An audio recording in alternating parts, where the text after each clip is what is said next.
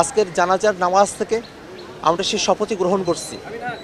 ওসমান হাদি ভাইয়ের মরদেহ কবরে শায়িত করে কবরে মাটি দিয়ে সেই হাত নিয়ে আপনাদের কাছে উপস্থিত হয়েছে।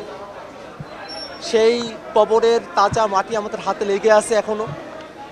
সেই মাটির শপথ, ওসমান হাদি ভাইয়ের জানাজায় এত মানুষের সমাগম হয়েছিল, সে সব মানুষের শপথ। এবং আজকের জানাজা আওয়ামী লীগ এবং তাদের দোসরদের জন্য একটা রিমাইন্ডার যে বাংলাদেশে যদি জুলাইকে কোনো কারণে আঘাত করা হয়, জুলাইকে যদি নস্যাৎ করার পরিকল্পনা করা হয়, জুলাইয়ের পক্ষে যারা আছে তাদের জীবনকে যদি হুমকির মুখে ফেলা হয়, তাহলে বাংলাদেশের কোনো মানুষ দলমতের পার্থক্য করবে না।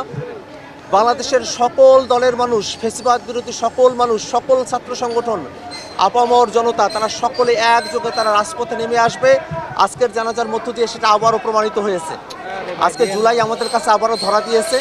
আমরা আল্লাহর কাছে দোয়া করি আল্লাহ রাব্বুল আলামিন যেন ওসমান হাদি ভাইকে কবুল করেন এবং ওসমান হাদি ভাই যে জুলাইয়ের বাংলাদেশের স্বপ্ন দেখতেন, ইনসাফের বাংলাদেশের স্বপ্ন দেখতেন, সেই জুলাইকে যেন আমরা হাদি ভাইয়ের শাহাদাতের মধ্য দিয়ে পরিপূর্ণ করতে পারি, এই দোয়াই আল্লাহ রাব্বুল আলামিনের কাছে আমরা করতে চাই। ওসমান হাদি ভাইকে যারা হত্যা করেছে, এটা শুধু একজন দুইজন ব্যক্তি নয়, এটা একটা গ্রুপ, একটা চক্র।